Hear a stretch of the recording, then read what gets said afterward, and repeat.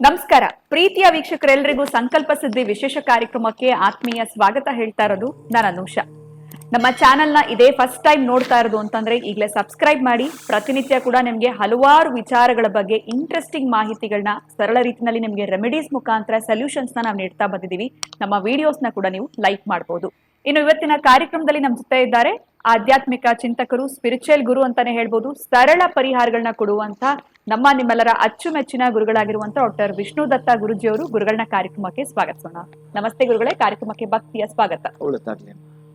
ಇನ್ನು ಗುರುಗಳೇ, ನೀವು ಇದೀರಾ ಕಾರ್ಯಕ್ರಮದಲ್ಲಿ ಅಂತಂದ್ರೆ ಏನೋ ಒಂದು ಇಂಟ್ರೆಸ್ಟಿಂಗ್ ವಿಚಾರ ಬರುತ್ತೆ, ಯಾವ್ದಾದ್ರು ಒಂದು ಕತೆ ಮುಖಾಂತರ ತಿಳಿಸ್ತೀರಾ, ನಮ್ಮೆಲ್ರಿಗೂ ಇಷ್ಟ ಆಗುತ್ತೆ ಅಂತ ಪ್ರತಿಯೊಬ್ರು ಕೂಡ ವಿಡಿಯೋಸ್ ನ ಲೈಕ್ ಮಾಡ್ತಾ ಇದಾರೆ, ಕಮೆಂಟ್ ಮುಖಾಂತರ ಕೂಡ ಎಕ್ಸ್ಪ್ರೆಸ್ ಮಾಡ್ತಾ ಇದಾರೆ ಅಂತ ಹೇಳ್ಬೋದು. ಮನುಷ್ಯ ಅಂದವನು ಏನೋ ಒಂದು ಕೆಲಸ ಮಾಡ್ತಾ ಇರ್ತಾನೆ. ಕೆಲವರು ಈ ಒಂದು ಶೇರ್ಸ್ ಅಲ್ಲಿ ಇನ್ವೆಸ್ಟ್ ಮಾಡ್ತಾರೆ, ಎಲ್ಲೋ ಒಂದು ಕಡೆ ಹಾಕಿರುವಂತ ಹಣ ಡಬಲ್ ಆಗ್ಬೋದು, ಇವತ್ತಾಗಿಲ್ಲ ಅಂದ್ರೂ 6 ತಿಂಗಳಕ್ಕೆ ಅಥವಾ 1 ವರ್ಷಕ್ಕಾಗತ್ತೆ ಅಂತ, ಅಥವಾ ಚಿಟ್ ಫಂಡ್ಸ್ ಅಲ್ಲಿ ಹಾಕ್ತಾ ಇರ್ತಾರೆ. ಎಲ್ಲೋ ಒಂದು ಕಡೆ ನಮ್ಮ ಹತ್ರ ಇರುವಂತ ಹಣ ಬಿಸ್ನೆಸ್ ನಲ್ಲಿ ಹಾಕ್ಬಹುದು ಅಥವಾ ಬೇರೆ ಇನ್ನೊಂದ್ರಲ್ಲಿ ಇನ್ವೆಸ್ಟ್ ಮಾಡ್ಬೋದು. ಅದು ಡಬಲ್ ಆಗ್ಬೇಕು ಅಂತಂದ್ರೆ ಅಥವಾ ಅಕ್ಷಯ ಆಗ್ಬೇಕು ಅಂತಂದ್ರೆ ಏನಾದ್ರೂ ಮಾರ್ಗ ಇದೆಯಾ ಗುರುಗಳೇ? ಹೇಗೆ ಇರುವಂತ ಹಣನ ಡಬಲ್ ಮಾಡ್ಕೊಳ್ಳುವಂಥದ್ದು, ಇದ್ರ ಬಗ್ಗೆ ತಿಳಿಸ್ಕೊಡಿ. ಓಂ ವಿಶ್ವಸ್ಮೈ ನಮಃ. ಪ್ರೀತಿಯ ಬಂಧುಗಳೇ, ತಾವು ಮಾಡ್ತಾ ಇರ್ತಕ್ಕಂತಹ ಯಾವುದೇ ಕೆಲಸ ಯಾರಿಗಾದ್ರೂ ಅಷ್ಟೇ, ಆ ಕೆಲಸ ಅವ್ರನ್ನ ಕೈ ಹಿಡಿದು ಬಿಟ್ರೆ ಅವ್ರಿಗಾಗೋ ಖುಷಿ ಅಷ್ಟಿಷ್ಟಲ್ಲ. ಪರಮ ಸುಖವನ್ನ ಇನ್ನೇನು ತೃಪ್ತಿಯಾಗಿ ಅನುಭವಿಸ್ಲಿಕ್ಕಿರ್ತಕ್ಕಂತಹ ಏಕೈಕವಾಗಿರೋ ದಿನಗಳು. ಅಂತಹ ದಿನಗಳಲ್ಲಿ ಎಲ್ಲೋ ಒಂದು ಕಡೆ ನೀವು ಮಾಡ್ತಾ ಇರ್ತಕ್ಕಂತಹ ಕೆಲಸದಲ್ಲಿ ಸಕ್ಸಸ್ ಆಗದೆ ನಷ್ಟದ ಭೀತಿಗೆ ನಪಾಸ್ ಆಗಿದ್ದೀರಿ ಅಲ್ಲಿ ಅನ್ನುವಾಗ ತೊಡಕು ತೊಂದರೆ ಕಾಣಿಸ್ಕೊಳ್ಳೋದು. ಆ ದೇವರು ಪೂಜೆ ಮಾಡಿದೆ, ಈ ವ್ರತ ಮಾಡಿದೆ, ಈ ಹೋಮ ಮಾಡಿದೆ, ಅವ್ರು ಹೇಳಿದ್ದ ರೆಮಿಡಿ ಮಾಡಿಕೊಂಡೆ, ಆಗಲಿಲ್ಲ. ಒಟ್ಟಾರೆ ನನ್ನ ಹಣ ನಾನೇ ದುಡಿದಿರೋದನ್ನ ಬ್ಯಾಂಕ್ ಅಲ್ಲಿ ಹಾಕಿದ್ರೆ ಅವ್ರು ಏನ್ ಕೊಡ್ತಾರೋ ಗೊತ್ತಿಲ್ಲ, ಏನೋ ಒಂದು ಅಷ್ಟರ ಮಟ್ಟಕ್ಕೆ ಸೇರಿಸಿ ಕೊಡ್ತಾರೆ, ಅಥವಾ ಬೇರೆ ಇನ್ಯಾರಿಗಾದ್ರೂ ಕೊಟ್ರೆ ಮೋಸ ಆಗ್ಬಿಡುತ್ತೆ ಅನ್ನೋ ಭಯವೂ ಕೂಡ ಇರುತ್ತೆ. ಶೇರ್ಸ್ ಅಲ್ಲಿ ಹಾಕಿದ್ರೆ ಅದು ನಷ್ಟವೂ ಆಗ್ಬೋದು, ಅದೊಂಥರ ಗೇಮ್, ಬಂದ್ರು ಬರಬಹುದು, ಹೋದ್ರು ಹೋಗ್ಬಹುದು. ಯಾವ ರೀತಿ ಮಾಡೋದು ಎಲ್ಲಾ ತರಹದ್ದು ಆಗಿದೆ. ಇನ್ನೇನಾದ್ರೂ ಬೆಳೆಗಳಿಗೆ ಹಾಕಿದ್ರೆ ಅದು ಯಾವಾಗ್ಲೂ 3 ತಿಂಗಳಿಗೋ 6 ತಿಂಗಳಿಗೋ ಬರುತ್ತೆ. ಬಂದ್ರೆ ಅದು ಅದರಲ್ಲಿ ಲಾಭ ಬರುತ್ತೆ ಅಂತ ಹೇಳಕ್ ಬರಲ್ಲ. ಆ ಬೆಳೆ ಚೆನ್ನಾಗಿ ಬಂದಿಲ್ಲ ಅಂದ್ರೆ ಹೋಯ್ತು, ಆ ಬೆಳೆ ಚೆನ್ನಾಗಿ ಬಂದು ಮಾರ್ಕೆಟಲ್ಲಿ ಬೆಲೆ ಇಲ್ಲ ಆವಾಗ್ಲೂ ಹೋಯ್ತು. ಎಂತ ಮಾಡೋದು ಈ ತರಹದ್ದು. ಇನ್ನು ನಮ್ಮ ಮಗ ಏನೋ ಬಿಸ್ನೆಸ್ ಕೇಳ್ತಿದ್ದಾನೆ, ಅವನಿಗೆ ಆ ಬಿಸ್ನೆಸ್ ಶೋರೂಮ್ ಮಾಡ್ಕೊಟ್ರೆ ಮಾಡ್ತಾನೋ ಇಲ್ವೋ, ಈ ತರಹದ ನೋವುಗಳಿಗೆ ವಿಲಿವಿಲಿ ಅಂತ ಒದ್ದಾಟ ಮಾಡಿಕೊಂಡು ಬೇಸರ ಆಗಿದ್ರೆ ಈ ರೆಮಿಡಿ ನೀವು ಮಾಡ್ಕೊಳ್ತೀರಿ. ಯಾರು ಹಣದಿಂದ ಹಣವನ್ನೇ ಸಂಪಾದನೆ ಮಾಡಬೇಕೋ, ಹಣದಿಂದ ಮತ್ತಷ್ಟು ದ್ವಿಗುಣ ಆಗ್ಬೇಕೋ, ಎಂತಹದ್ದು ಆಗಬೇಕೋ, ನೀವು ಬಹಳ ಪ್ರಮುಖವಾಗಿ ನಾನು ಆವಾಗ ಒಂದು ನಂಬರ್ ಹೇಳಿರ್ತೀನಿ, ಈ 786 ಅಂಡ್ ಅವರ ಭಾಗ್ಯದ ಸಂಖ್ಯೆ 456 999 444 ಈ ತರಹದ್ದು ಈ ಏಂಜಲ್ಸ್ ನಂಬರ್ಸ್ ಅನ್ನ ನೀವು ಬಹುಶಃ ಆ ಸಂದರ್ಭದಲ್ಲಿ ನಿಮಗೊಂದು ಗೋಚರ ಆಗತ್ತೆ.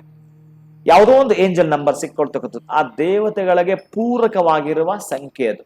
ಆ ತರಹದ ಸಂಖ್ಯೆ ನಿಮಗೆ ಆ ಆಜು ಬಾಜು ಸಿಕ್ಕುವಂಥದ್ದು. ಅಂದ್ರೆ ನೀವು ಯಾವುದೋ ಒಂದಕ್ಕೆ ಇನ್ವೆಸ್ಟ್ಮೆಂಟ್ ಮಾಡ್ಲಿಕ್ಕೆ ಪ್ಲಾನ್ ಮಾಡಿರ್ತೀರಿ, ಅದರಿಂದ ದ್ವಿಗುಣ ಆಗ್ಬೇಕು, ನಿಮಗೆ ಲಾಭ ಬರಬೇಕು. ಲಾಭ ಬಂದಿಲ್ಲ ಅಂದ್ರೆ ಏನು ಪ್ರಯೋಜನ? ಹಾಕಿ ನೀವು ಏನೋ ಕಷ್ಟಪಟ್ಟು ಎಲ್ಲಿ ತಂದಿರ್ತೀರೋ ಹೇಗೋ ಮಾಡಿ ಕೊಟ್ಟಿರ್ತೀರಿ, ಫಲಿತ ಕಂಡಿಲ್ಲ ಅಂದ್ರೆ ಬೇಸರ ಆಗತ್ತಲ್ವಾ? ಅದಕ್ಕಾಗಿ ನಾನು ಏನ್ ಹೇಳ್ತಾ ಇದ್ದೇನೆ ಅಂತಂದ್ರೆ, ನಿಮ್ಮ ಹತ್ರ ಇರ್ತಕ್ಕಂತಹ ಆ ನೋಟು ನಿಮ್ಮ ಭಾಗ್ಯದ ಸಂಖ್ಯೆಯೋ ಅಥವಾ 786 ಯಾವುದು ಅಂತಕ್ಕಂಥದ್ದು ಯಾವ್ದಾದ್ರೂ ಆಗ್ಬೋದು. ನಾನು ಹೇಳ್ತಿರ್ತಕ್ಕಂತಹದ್ದು ಇವತ್ತು ನಿಮ್ಗೆ ನಾನು ಸಂಖ್ಯೆ ಹೇಳ್ತಿಲ್ಲ, ಮೊದಲು ಹೇಳಿದ್ದೀನಿ ಎಷ್ಟೋ ಬಾರಿ ನಿಮಗೆ, 444 888 999 ಈ ತರಹದ್ದು. ಆ ತರಹದ ಒಂದಿತ್ತು ಅಂತಂದ್ರೆ ನಿಮ್ಮ ಕನ್ನಡಿಯಲ್ಲಿ ನೀವು ನೋಡ್ಬೇಕು. ಆ ನೋಟನ್ನು ಹಿಡ್ಕೊಂಡು ಒಂದು ಬಾರಿ ಕನ್ನಡಿಯಲ್ಲಿ ನೋಡ್ಬೇಕು. ನೀವು ಕನ್ನಡಿಯಲ್ಲಿ ನೀವು ಆ ನೋಟನ್ನ ನೋಡ್ಬೇಕು. ಕನ್ನಡಿ ಕೆಳಗಡೆ ಇಟ್ಬಿಟ್ಟು ನೀವು ಆ ನೋಟನ್ನ ನೋಡ್ಬೇಕು. ಮತ್ತೊಂದು ಸಲ ಆ ನೋಟನ್ನ ಹೇಗಾದ್ರೂ ಇಟ್ಟು ಬಿಟ್ಟು ಮತ್ತೆ ಕನ್ನಡಿ ಕೈಗೆ ತಗೋಬೇಕು. ನೀವು ಕನ್ನಡಿ ಕೈಗೆ ತಗೋಬೇಕು. ಆ ನೋಟನ್ನ ನೀವು ಇಲ್ಲಿ ನೋಡ್ಬೇಕು. ಆ ನಂಬರ್ಸ್ ಕೂಡ ನೀವು ಗಮನಿಸಬೇಕು. ಇದು ಬಹಳ ಮುಖ್ಯವಾಗಿರತಕ್ಕಂತಹದ್ದು, ಬಹಳ ಮುಖ್ಯವಾಗಿರುವಂಥದ್ದು. ಆದ್ರೆ ಸಮಯ ಕೂಡ ಬಹಳ ಮುಖ್ಯ ಇದಕ್ಕೆ. ಆ ಸಮಯ ಹೇಗಿರ್ಬೇಕು ಅಂತಂದ್ರೆ, ನೀವು ಕಾಯ್ತಾ ಇರಬೇಕು. ಬಹುಶಃ ನಿಮ್ಮ ಸಂಖ್ಯೆ ಏನಾದ್ರೂ ಹೇಗಿತ್ತು ಏನೋ ಗೊತ್ತಿಲ್ಲ, ಭಾಗ್ಯದ ಸಂಖ್ಯೆ ಹೇಗಿದೆ ಗೊತ್ತಿಲ್ಲ. ಈಗ ನಾನು 444 ಮಾತಾಡೋಣ, ಅಥವಾ ಈ ಲಕ್ಷ್ಮಿ ಸಂಖ್ಯೆ ಮಾತಾಡೋಣ, 42 ಮಾತಾಡೋಣ. ನೀವು ಕನ್ಫ್ಯೂಸ್ ಮಾಡ್ಕೊಳ್ಳೋದು ಬೇಡ. ಆ 42 ಆ ಒಂದು ಕುಬೇರನ ಆ ಸಂಖ್ಯೆಗಳಲ್ಲಿ ಮಧ್ಯದಲ್ಲಿ ಇರತಕ್ಕಂಥ ಸಂಖ್ಯೆ, ಅದು 42 ಅನ್ನೋದು. ಆ 42 ಅನ್ನೋದು 8 ಗಂಟೆ ಇನ್ನಿರ್ತಕ್ಕಂತಹದ್ದು 40 ನಿಮಿಷ ಆಗಿದೆ. 41 ಬಂದಿದೆ, 42 ಟೈಮ್ ನೋಡ್ತಾ ಇದ್ದೀರಿ. ಆ 42 ಬಂದಾಗ ನೀವು ನೋಡ್ಬೇಕು, ಇದನ್ನ ನೋಡ್ಬೇಕು. ಅಥವಾ 9 ಗಂಟೆ 20 ನಿಮಿಷ ಆಗಿದೆ, 24 ನಿಮಿಷಕ್ಕೆ ನೋಡ್ಬೇಕಿದೆ ನೀವು. ಒಟ್ಟಾರೆ ನಿಮ್ಮ ಸಂಖ್ಯೆಗಳಾಗಿರ್ಬೇಕು, ಅವು ನಿಮ್ಮ ಸಂಖ್ಯೆಗಳು ರಿಲೇಟೆಡ್ ಆಗಿರ್ಬೇಕು. ಇದನ್ನು ಕನ್ಫ್ಯೂಸ್ ಮಾಡ್ಕೋಬಾರದು ನೀವು. ಈ ರೀತಿ ಸಮಯವನ್ನ ನಿಮಗೆ ಸಂಬಂಧಪಟ್ಟ ಭಾಗ್ಯದ ಸಂಖ್ಯೆ ಆಗಿದ್ರೆ ಬಹಳ ಉತ್ತಮ. ಈಗ ಕೆಲವರು ಯಾರ್ದೋ ಒಪ್ಪಪ್ಪ, ಈಗ ಹೆಂಗ್ ತಗೊಳ್ಳೋಣ, 555 ನಿಮ್ಮ ಭಾಗ್ಯದ ಸಂಖ್ಯೆ ಆಗಿರುತ್ತೆ, ಬುಧನದಾಗಿರುತ್ತೆ. ಅಲ್ಲಿ 555 ಹೆಂಗ್ ತಗೊಳ್ಳೋದು ನಾವು? ಹೆಂಗ್ ತಗೊಳ್ತೀರಿ? 555 5 ಗಂಟೆ 55 ನಿಮಿಷ, 5 ಗಂಟೆ 55 ನಿಮಿಷ ಕರೆಕ್ಟ್ ಆಗಿ ನೀವು ಅದನ್ನ ನೋಡ್ಬೇಕು. ನಿಮ್ಗೆ 1 ನಿಮಿಷ ಟೈಮ್ ಇರುತ್ತೆ. 54 ಸ್ಟಾರ್ಟ್ ಮಾಡಿದ್ರೆ 55 ಕಂಪ್ಲೀಟ್ ಆಗೋ ತನಕ ನೀವು ಕನ್ನಡಿಯಲ್ಲಿ ನೋಡ್ತೀರಿ, ಇಲ್ಲಿ ನೋಡ್ತೀರಿ, ಕನ್ನಡ ನೋಡ್ತೀರಿ, ಇಲ್ಲಿ ನೋಡ್ತೀರಿ, ಮುಗೀತು. ಈ ತರಹದ್ದು ನೀವು ಮನೆಯಲ್ಲಿ 3 ಟೈಮ್ಸ್ ಮಾಡ್ಕೋಬೇಕಾಗತ್ತೆ. ಅದು ಬೆಳಿಗ್ಗೆ ಆಗ್ಬೋದು, ಮಧ್ಯಾಹ್ನ ಆಗ್ಬೋದು, ಸಾಯಂಕಾಲ ಆಗ್ಬೋದು, ಅಥವಾ ದಿನಕ್ಕೆ ನಿಮ್ಗೆ ಟೈಮ್ ಶೆಡ್ಯೂಲ್ ಸಿಗ್ಲಿಲ್ಲ ಅಂತಂದಾಗ ಒಂದು ನಿಮಗೋಸ್ಕರ ಅಂತ ಮಾಡ್ಕೊಂಡು ದಿನಕ್ಕೆ 1 ಸಲ ಮಾಡುವಂಥದ್ದನ್ನ ಮಾಡ್ಕೊಳ್ತೀರಿ.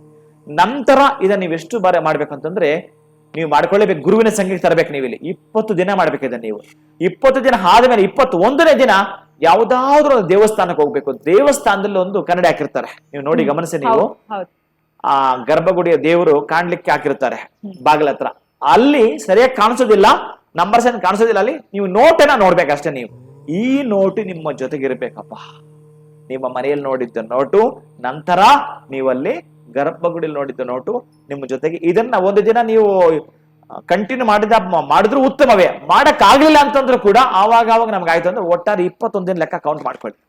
21ನೇ ದಿನ ನೀವು ನೋಡಿ ಆದ್ಮೇಲೆ ಆ ನಂತರ ನಿಮ್ಮ ಬಿಸ್ನೆಸ್, ಯಾಕಂದ್ರೆ ನಾನು ಹೇಳಿದ ಕಡೆ ಇನ್ವೆಸ್ಟ್ಮೆಂಟ್ ಅಲ್ಲ, ನಿಮ್ಮ ಮನಸ್ಸಲ್ಲಿ ಎಲ್ಲಿ ಮಾಡ್ಬೇಕಂತ ಇನ್ವೆಸ್ಟ್ಮೆಂಟ್ ಆ 21 ದಿನದಲ್ಲಿ ಗೋಚರ ಆಗ್ಬಿಡುತ್ತೆ ನಿಮಗೆ.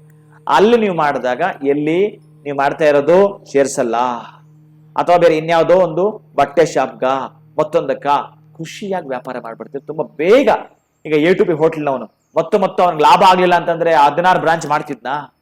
ಅಷ್ಟು ಬ್ರಾಂಚ್ಗಳು ಮಾಡಕ್ ಆಗತ್ತಾ? ಹಾಗೆಯೇ ಯಾರೆಲ್ಲ ಬ್ರಾಂಚ್ಗಳು ಮಾಡ್ಕೊಂಡಿರ್ತಾರೋ ಅವರ ಪದ್ಧತಿ ಇದು. ಅದಕ್ಕಾಗಿ ಕೆಲವೊಂದನ್ನ ಗುಟ್ಟು ಬಿಡಿಸಿ ಹೇಳಿದಾಗ ಅದನ್ನ ಕಾಯ್ದಿರಿಸಿಕೊಂಡು ನೀವು ಸಕ್ಸಸ್ ಆಗ್ಬೇಕು ಅಂತೇಳಿ ಸಂಕಲ್ಪ ತೊಟ್ಟುಕೊಂಡು ಮಾಡಿಯೇ ತೀರಬೇಕು. ಅತ್ಯಂತ ಅದ್ಭುತವಾಗಿರ್ತಕ್ಕಂತಹ ಮತ್ತು ಇನ್ನೂ ಏನು ದ್ವಿಗುಣ ಆಗಲಿಕ್ಕಿರ್ತಕ್ಕಂತಹ ದಾರಿ ಇದು. ಅದ್ಭುತವಾಗಿರ್ತಕ್ಕಂಥದ್ದನ್ನ ನಿಮಗೆ ಕೊಂಡೊಯ್ಯತಕ್ಕಂತಹದ್ದು ಕೂಡ. ವಿಶೇಷವಾಗಿ ನಮ್ಮನ್ನ ನಾವು ಪಡ್ಕೊಳ್ಬೇಕು ಅಂತಂದ್ರೆ ಈ ತರಹದನ್ನ ತಾವು ಅನುಸರಿಸಬೇಕು. ಖಂಡಿತ ಗುರುಗಳೇ, ಸಿಂಪಲ್ ಆಗಿರುವಂತ ರೆಮಿಡಿನೇ ಕೊಟ್ಟಿದ್ದೀರಾ ಅಂತ ಹೇಳ್ಬೋದು. ಆದ್ರೆ ಹಣವನ್ನ ಡಬಲ್ ಮಾಡ್ಕೊಳ್ಳುವಂಥದ್ದು ಅಥವಾ ಇರುವಂತದ್ದು ಅಕ್ಷಯ ಆಗುವಂತದ್ದು ಪ್ರತಿಯೊಬ್ಬರಿಗೂ ಅವಶ್ಯಕತೆ ಇದ್ದೇ ಇರುತ್ತೆ ಅಂತ ಹೇಳ್ಬೋದು. ಬಹಳ ಧನ್ಯವಾದಗಳು ತಮ್ಗೆ. ನಮಸ್ಕಾರ. ಹರೇ ಶ್ರೀನಿವಾಸ. ಸೊ ಗುರುಗಳು ತಿಳಿಸಿರುವಂತಹ ಸಂಖ್ಯೆಗಳನ್ನ ಜ್ಞಾಪಕ ಇಟ್ಕೊಳ್ಳಿ. ಮರ್ತು ಹೋದ್ರೆ ಖಂಡಿತ ವಿಡಿಯೋನ ಮತ್ತೆ ಫಸ್ಟ್ ನೋಡ್ಕೊಂಡು ಬಂದ್ರೆ ನಿಮ್ಗೆ ಆ ಭಾಗ್ಯದ ಸಂಖ್ಯೆಗಳು ಯಾವುದು, ಏಂಜಲ್ ನಂಬರ್ಸ್ ಯಾವುದು, ಯಾವ ಸಮಯದಲ್ಲಿ ನೀವು ನೋಡ್ಬೇಕಾಗತ್ತೆ ಅನ್ನೋದ್ರ ಬಗ್ಗೆ ಗುರುಗಳು ತಿಳಿಸ್ಕೊಟ್ಟಿದ್ದಾರೆ. ಖಂಡಿತ ಇದನ್ನ ಫಾಲೋ ಮಾಡಿ ನಿಮ್ಮ ಹತ್ರ ಇರುವಂತಹ ಹಣವನ್ನ ನೀವು ಅಕ್ಷಯ ಮಾಡ್ಕೊಳ್ಳಿ ಅಂತ ಹೇಳ್ತಾ ಇವತ್ತಿನ ಕಾರ್ಯಕ್ರಮನ ಮುಗಿಸುವಂತ ಸಮಯ ಆಗಿದೆ. ನಮಸ್ಕಾರ.